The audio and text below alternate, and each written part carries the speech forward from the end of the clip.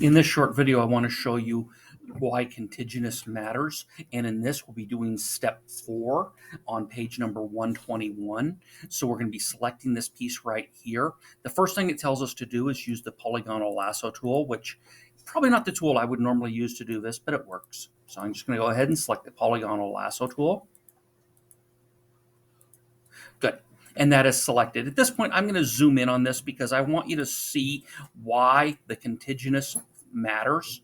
And that's what we're looking at here. So I'm going to go ahead and select that. And the next thing it tells us to do is to use the magic wand tool. So we're going to use the magic wand tool here. And I'm going to uncheck contiguous. Don't do this. I'm showing you why you don't do this, okay? Make sure that you have subtract from selection over here that you do need. You'll notice that the magic wand tool has a minus sign under it. Now I'm going to go ahead and click on the white area around this object. And you're going to notice where it cut into, where it put selections around those two. And I want to show you what goes wrong there, Control 0. So I'm going to go ahead and select the move tool. And I'm going to move this.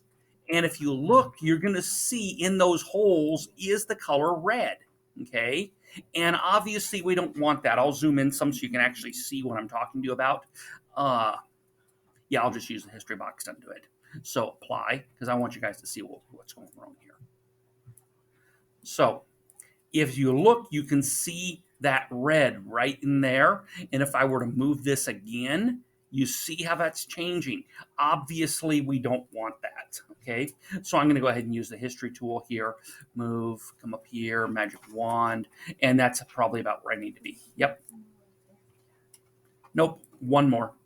Polygonal lasso tool. Good.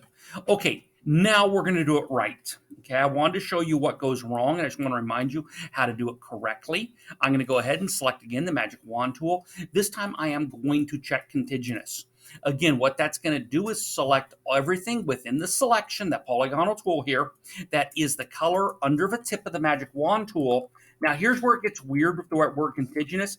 That is touching other pieces of the same color. Because these are bounded by brown, when we click on contiguous, they won't be selected. So I'm going to click once. There we go. You saw how that worked. Now, again, I'm going to Control 0. Move tool, letter V. And I'm going to move this back, and now you can see we're not seeing the red because those holes are not there, okay? And so that's basically how you do step 4 and why the contiguous button matters.